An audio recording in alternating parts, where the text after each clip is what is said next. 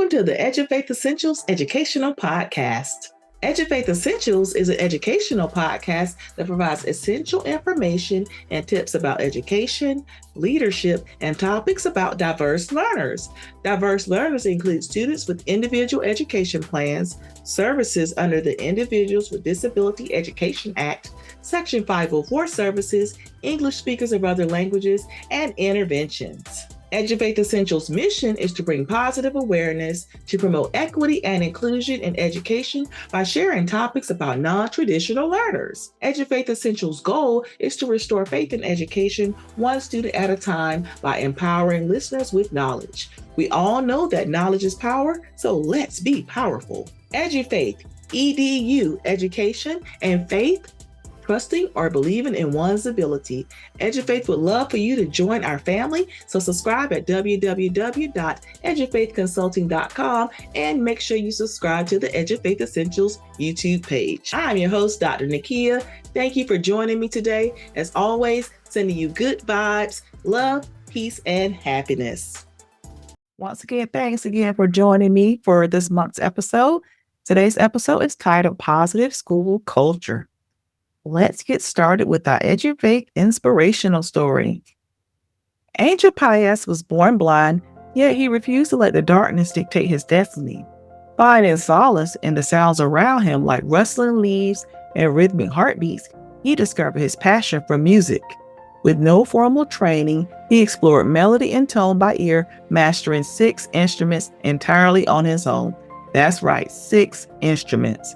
For Angel, each instrument was a challenge, but as he played, the limitation of sight faded away.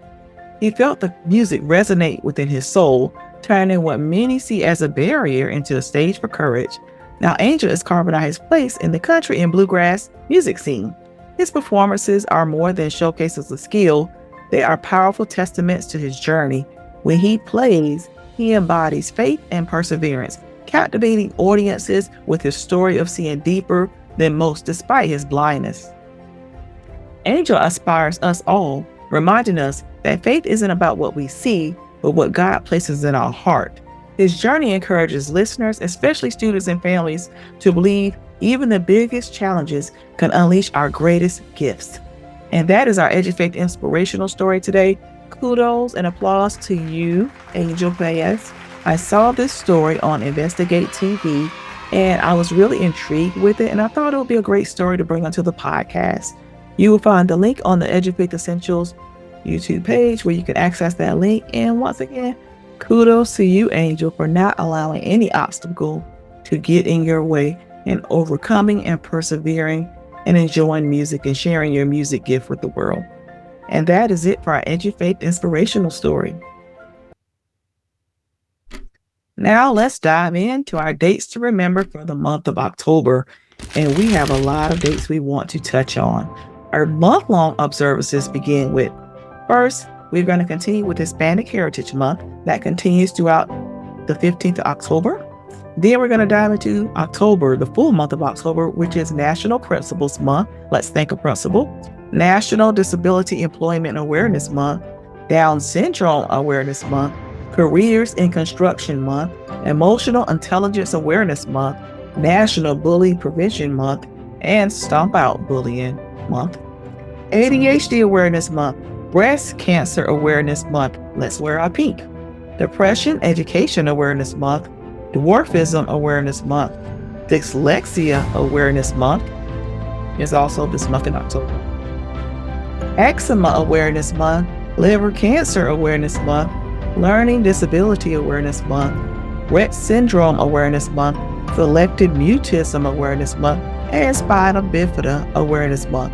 Now let's get into our specific dates for the month of October. October 1st is International Day of Older Persons, United Nations. October 2nd is National Custodian Day. Let's honor our custodians who help keep our buildings clean.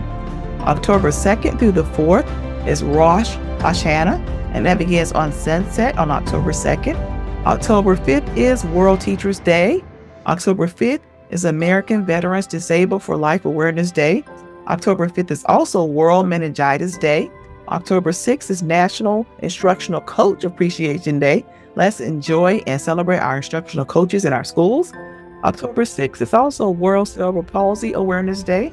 October 6th through the 12th is Fire Prevention Week. October 7th is World Day of Bullying Prevention and Child Health Day. October 9th is Pans Awareness Day. October 9th is also World Sight Day. October 10th is World Mental Health Day. October 11th through 12th is Yom Kippur. October 13th is Metastatic Breast Cancer Awareness Day. October 13th is World Thrombosis Day. October 14th is Indigenous People Day. October 14th through the 18th is National School Lunch Week. October 15th is Breast Reconstruction Awareness Day. They call it Bra Day. October 15th is also Blind Americans Equality Day. October 16th is National Bosses Day. October 20th is World Osteoporosis Day. October 20th through the 31st is Disability Mentoring Days. And that's the third Wednesday in October through the end of the month.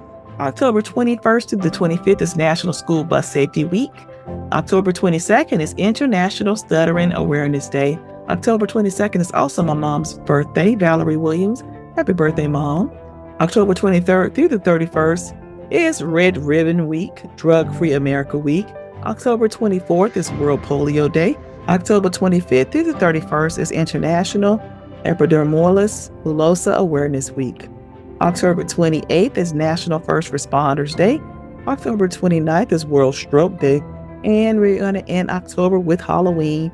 Happy Halloween, which is October 31st. And October is a busy month, but those are our dates to remember for the month of October. Let's make sure that we think of principle, honor breast cancer awareness, Hispanic Awareness Month, and all the wonderful inclusive dates in October. Now let's make a shift to Essential News. Our first news story, we're going to recap Essential News. We're still catching up from the summer. So we're going to start with some August stories, and then we're going to move into September. The first Essential News story is ED issues equitable service school choice guidance.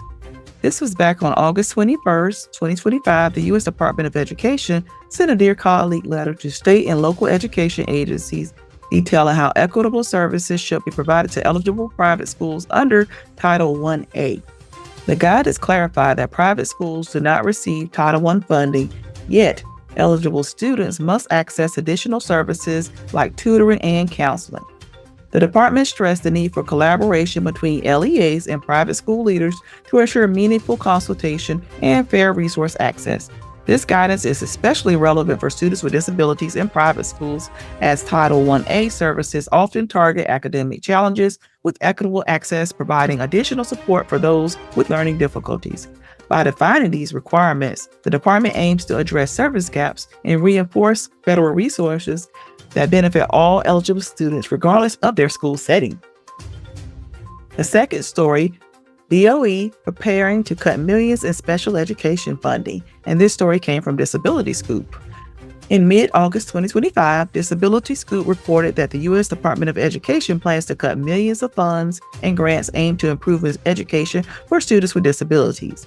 These cuts would affect funding for teacher training, technical support, and instructional practices, raising alarms among advocates who believe it could jeopardize essential programs related to IDEA compliance, especially in professional development for special educators.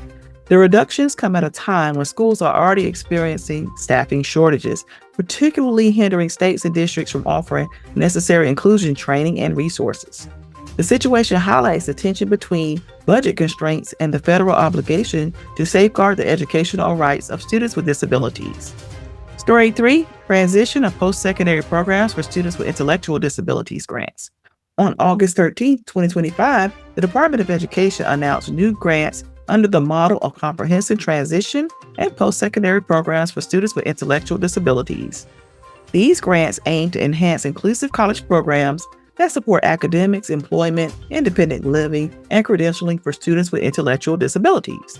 Institutions of higher education are encouraged to partner with local educational agencies and community organizations to apply. The TP-SID program significantly invests in expanding post-secondary opportunities and promotes smoother transitions from K through 12 to higher education aligned with IDEA transition goals. These initiatives prepare students for greater independence while fostering inclusive practices in higher education. Story 4. In September 2025, Disability Scoop reported that the Department of Education is considering reducing data collection from states regarding compliance with the Individuals with Disabilities Education Act.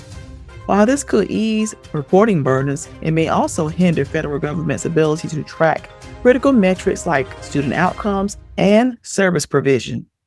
Critics argue this compromise could affect transparency and accountability. Disability advocates stress that thorough data collection is vital for monitoring equity of special education as it helps identify disparities between students with disabilities and their peers, highlighting the ongoing tension between reducing administrative tasks and ensuring oversight to protect student rights under IDEA. Story 5. Education Department plans return of laid-off OCR staffers. In August 2025, the U.S. Department of Education announced it will reinstate over 260 staff members in its Office of Civil Rights following layoffs in March. Reinstatements will occur early September to November. This is particularly important for special education, as OCR investigates civil rights complaints involving students with disabilities. The earliest staff reductions had delayed enforcement and resolution of complaints. Restoring staff is crucial for upholding legal protections under the Disabilities with Education Act, Section 504, and other civil rights laws. And Story 6. OCR publishes 5 findings and resolution agreements in disability discrimination cases.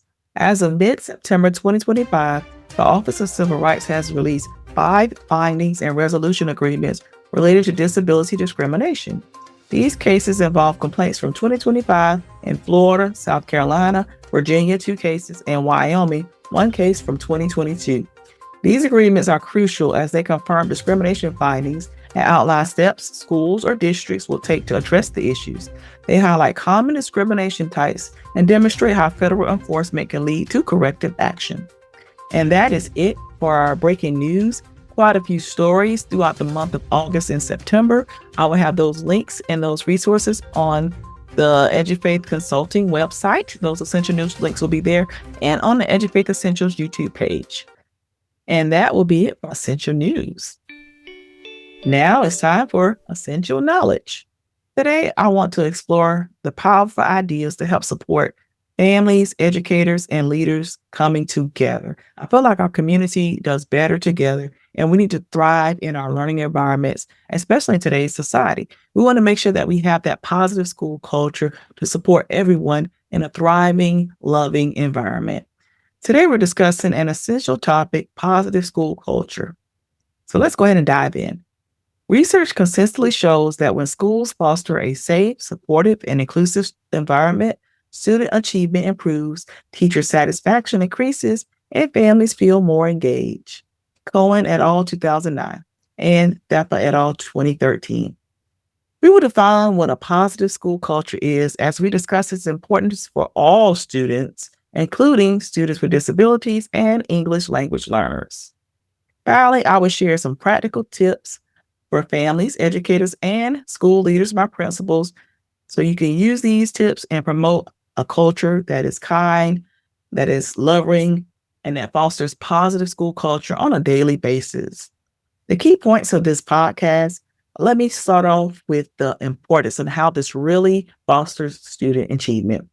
Marzano's research underscores that safe, orderly, and supportive school environments is one of the most significant factors influencing student achievement. It emphasizes that school climate and culture are foundational conditions, and without them, even the best instructional strategies and curricula cannot thrive. In his book, What Works in Schools, which was published in 2003, he states that a safe, supportive, and inclusive environment is among the strong predictors of academic success. Consequently, regardless of how robust the curriculum or how skilled the teacher is, learning is limited unless the students feel valued, respected, and safe. This highlights that culture comes first in fostering an effective educational experience. Let's define and take a moment to learn, what does positive school culture really mean? At its core, school culture is the set of shared beliefs, values, relationships, and practices that shape the daily experiences of students, staff, and families. A positive school culture is one where trust, respect, high expectations, inclusivity, and a sense of belonging are prioritized. According to the National School Climate Center, a sustainable, positive school culture climate fosters youth development and learning necessary for a productive, contributing, and satisfying life in a democratic society. And that is from Cohen et al. In 2009. That means positive school culture is not about being nice or friendly. It's about building structures, expectations, and relationships that affirm every learner and empower them to achieve. Now let's shift to why and why positive school culture is especially important today in today's society and in today's world. The first one is increasing diversity. Today's schools are more diverse in terms of culture, language, and abilities than ever before. A positive school culture ensures that every student feels included regardless of their background. The next thing I want to talk about is mental health and well being. There are growing concerns about student mental health, including issues like anxiety, depression, and social isolation. Supportive school environments can help reduce stress, build resilience, and foster a sense of belonging among all students. The next tip I want to talk about is post pandemic learning gaps.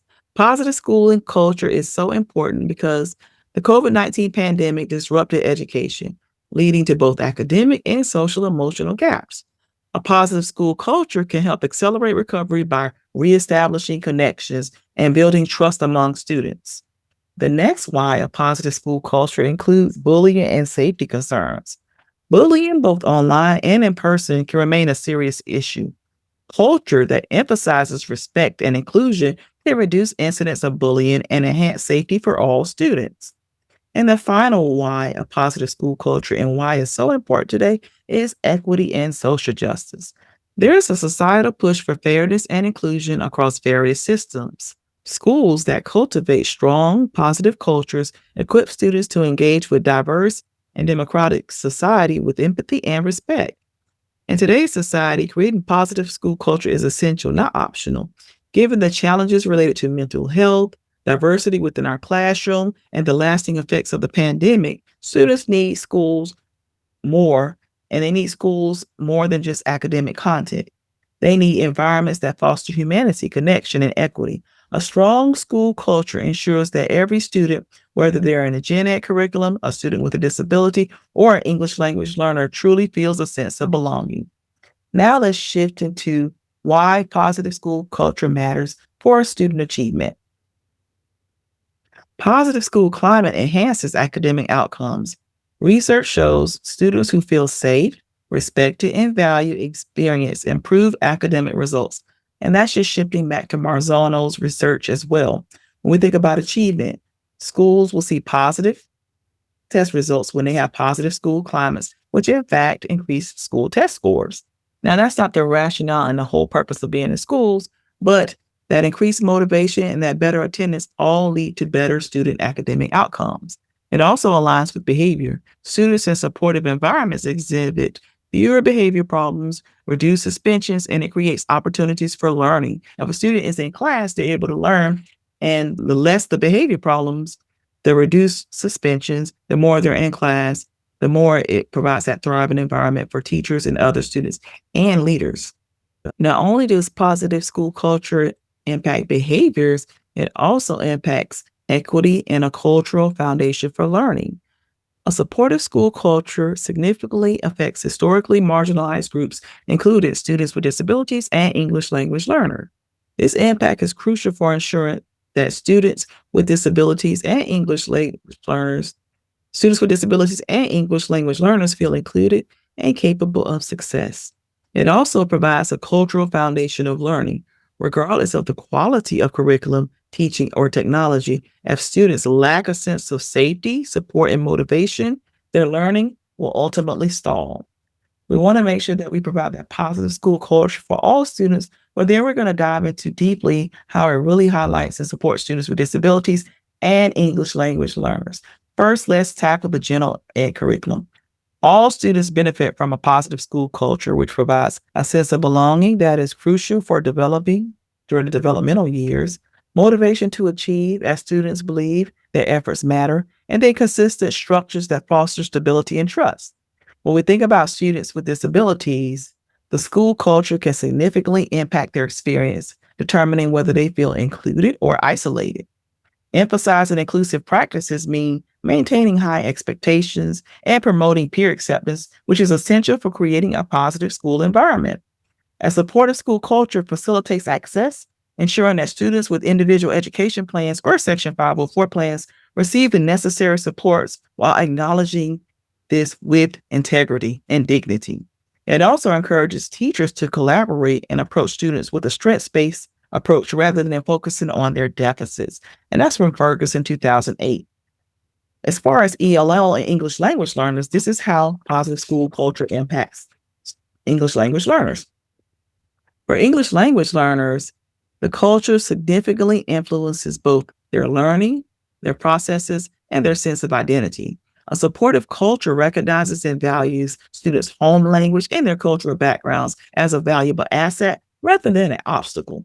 When ELL, English language learners, perceive that their backgrounds are respected, their confidence level grows, which directly enhances their language acquisition and willingness to participate. Garcia and Kerflin, 2018. Educators in a positive school culture actively create connection between the students' home experiences and their school's environment.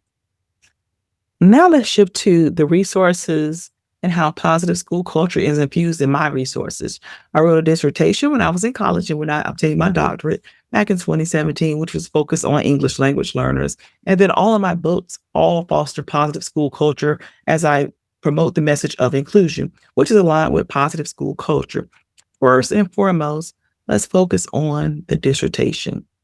My research was centered on English speakers of other languages and language acquisition. And it was deeply affected, and the whole context of my findings was aligned with positive school culture.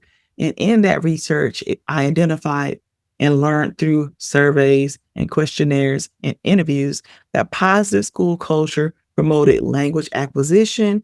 It promoted strategies of nonverbal and verbal strategies to connect with students, and it allowed with the teacher efficacy to teach those skills to help support those students. And all that was aligned with leadership, teachers, and parents. And positive school culture was aligned directly with student achievement and English language acquisition.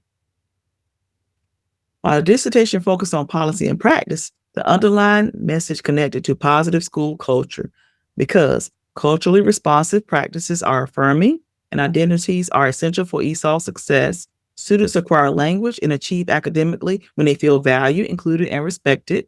And a strong positive culture combats deficit thinking and embraces linguistic diversity as an asset, not a barrier.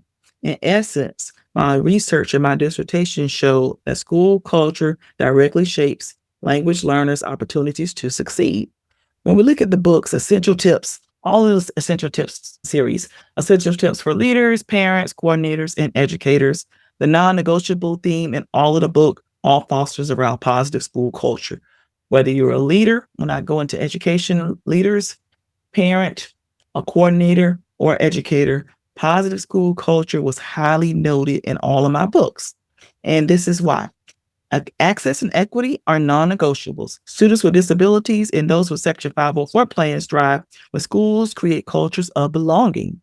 Equity policies only work if the culture embraces them, ensuring students are not othered. It also fosters a partnership between families and schools. The last episode was on family partnerships, and it takes a village. That is a theme also in my books, and it's really linked into positive school culture. Partnerships between families and schools. I emphasize the role of family engagement and trust, creating a sustainable, successful learning environment. A culture that values parent voice makes it easier to implement accommodations and supports. Another theme in my Essential Tips books and throughout the dissertation is compliance and compassion, which both go hand in hand. While the expertise is in compliance, laws, policies, and procedures, I consistently stress that legal compliance is the floor and not the ceiling, which means you want to follow the laws, but that's not all that you have to do. You have to follow the laws and have compassion, empathy, lead with your heart. So you're following the rules and regulations, but you're also providing those in a high standard format, whether you're a teacher, leader, or parent. And in that way, you're fostering culture because you're having compassion as you implement these laws and follow laws with compliance and policies and procedures. Positive school culture lifts students beyond compliance into environments where they feel safe, empowered, and capable of thriving. And that's that balance between compliance and compassion. And then the final tip or highlight that in way in which my book aligns with positive school culture is educators as change agents, because educators you really are. My book highlights that leaders and teachers must view themselves as change agents who create cultures that dismantle barriers for marginalized learners. That means intentionally building inclusive cultures where achievement is possible and for all. And that is how my essential tips books and my dissertation and the resources that all have align with positive school culture. On this slide, if you're watching the podcast or looking at the visuals of the podcast, I have all the books there. And then I also have a QR code because all of those books are available on Amazon. And you can take a look and grab a copy and see how that all fosters and support positive school culture. Now let's shift into our essential tips for parents, because it really does once again take a village. And if students are in that positive school culture environment, they will thrive. Parents, here are my tips for you. You want to make sure that you model respect and inclusivity. Reinforce respect at home in all interactions with your child. The second thing you want to do is build consistent routines and high expectations.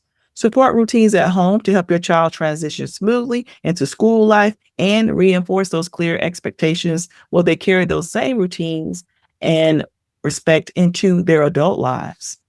The third tip is to prioritize relationships and communication. You want to maintain open lines of communication with teachers and the school to support your child's education.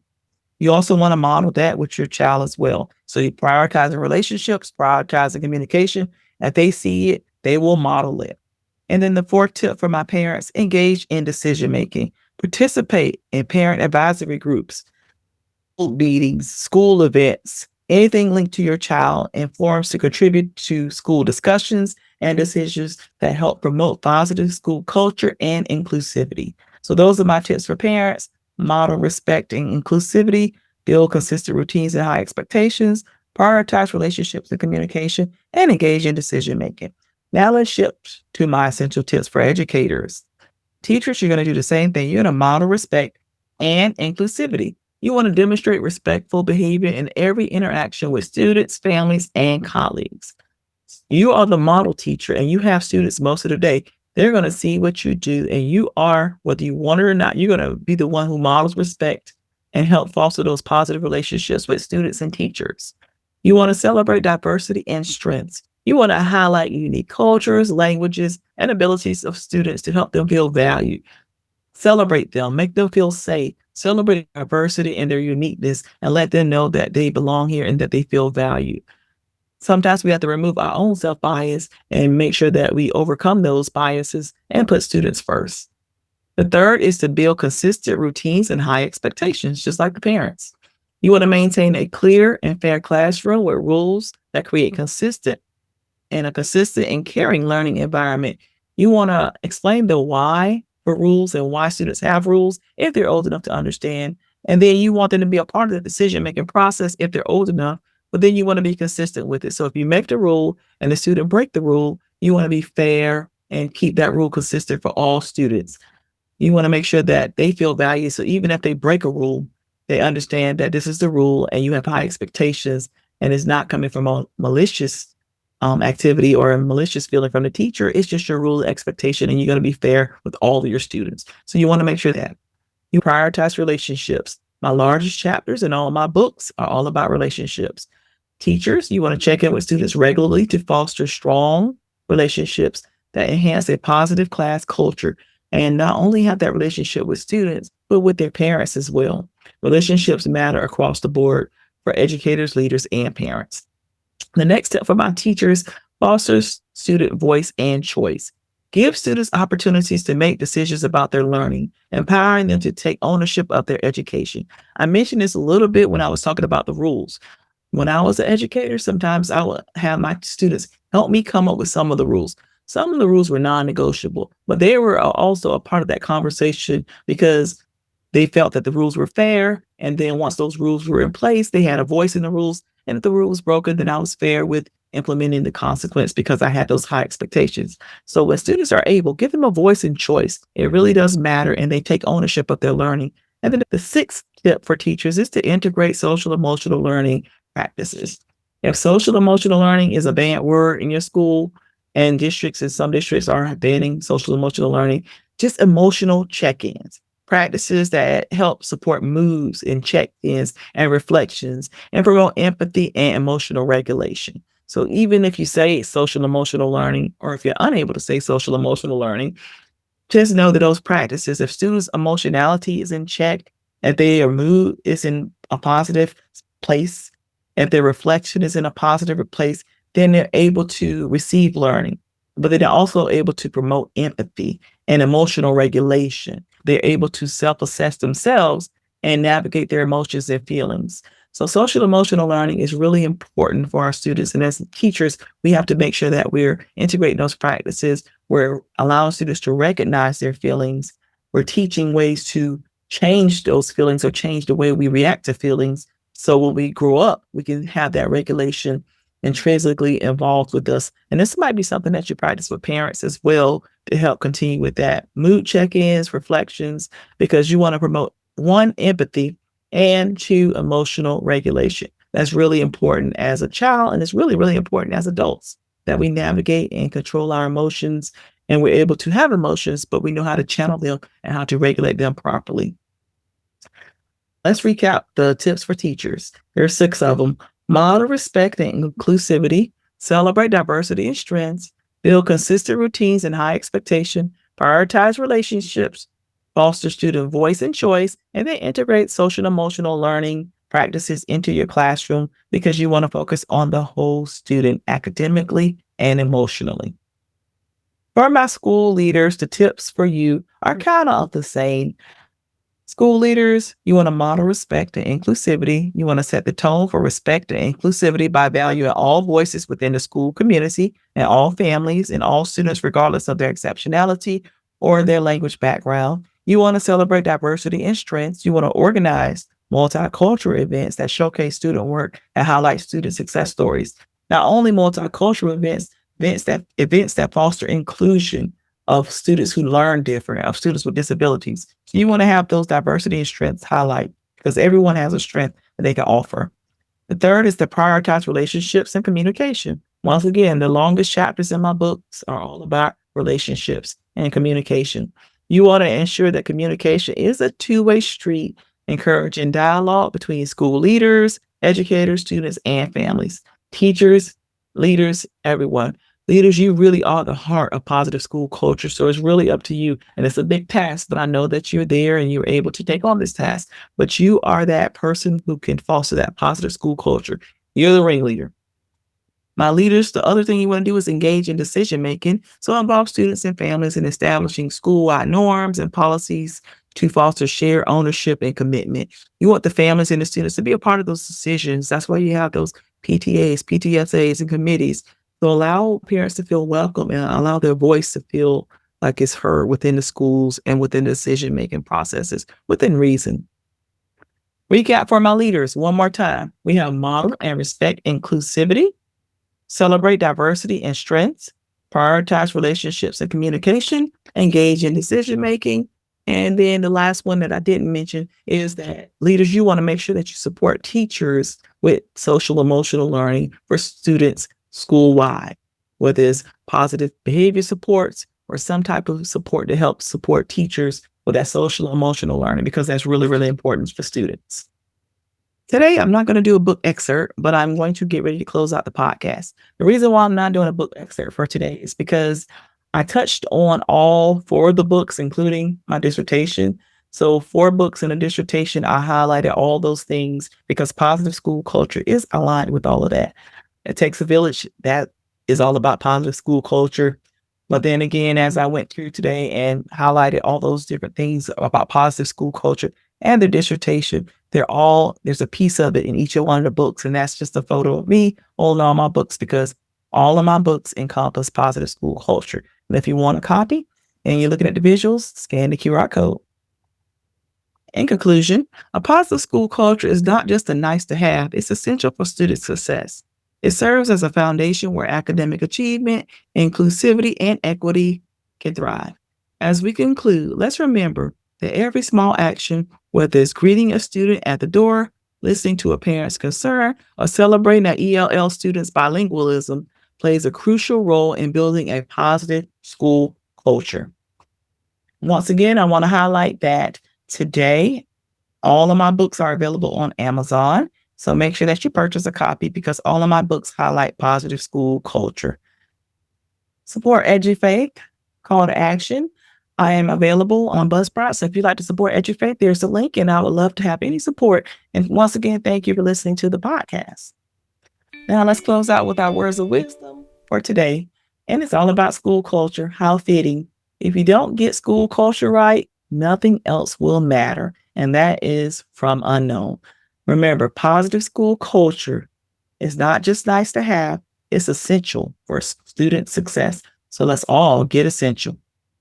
The last thing I want to point out as we get ready to close out the podcast is all of the citations from my books and from the resources that I mentioned throughout the podcast. They'll be on the EduFaith Essentials YouTube page if you want to see those resources that I referenced throughout the presentation. As always, thank you for listening and get essential. Now it's time to share. I enjoy connecting with listeners, offering advice, and answering questions, and sharing inspirational story. I want to use this platform to share and care essential advice. It's your turn to ask for advice or share good news. The letters will remain anonymous and the stories will be featured on the podcast. Sharing is caring. Please email me at edufaithforall@gmail.com. That is EDUFAITH, the number 4ALL@gmail.com. All listeners should adhere to district policies, follow protocols, remain ethical, and adhere to guidelines in the best interest of children. EduFaith Essentials does not assume responsibility or is legally liable for anyone's actions based on the information in this podcast. Before I go, I want to invite you to subscribe to www.edufaithconsulting.com to stay connected and informed. When you subscribe, you'll receive a monthly newsletter packed with fresh resources, leadership tips, and an insightful blog to support your growth as an educator, leader, or parent. www.edufaithconsulting.com. Scroll down, enter your email address, and click subscribe. Don't forget to check out and subscribe to the EduFaith Essentials YouTube page, where you'll find practical videos, interviews, and essential strategies designed to empower your work and purpose. Let's grow together, stay connected, and stay equipped. Get essential. At EduFaith Educational Services, we are committed to equipping families, educators, and leaders with tools, training, and support they need to thrive in today's educational landscape. In addition to our podcast, we provide a wide variety of educational services designed to address the needs of parents, support with disability services, meeting advocacy, service explanations, educators, guidance, coaching, professional development, and leaders, training, professional coaching, leadership coaching, and support with diverse learners and programs. We also specialize in college and accommodation advocacy, including SAT and ACT accommodation support, college and career readiness coaching, and parent education training for schools, organizations, and community groups. Our expertise extends to program development and review, including Individuals with Disabilities Education Act, Section 504, and inclusive practice frameworks.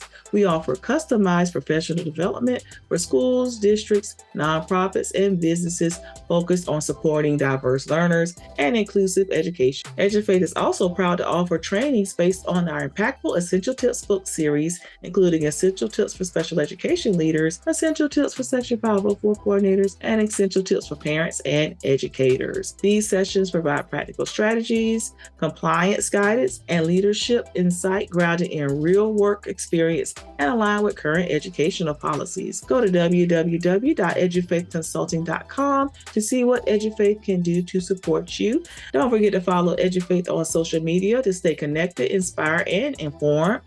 Join us on Instagram, Facebook, LinkedIn, the EduFaith Essentials YouTube page, TikTok, and other social media platforms for daily tips, encouragement, upcoming events, and behind the scenes updates.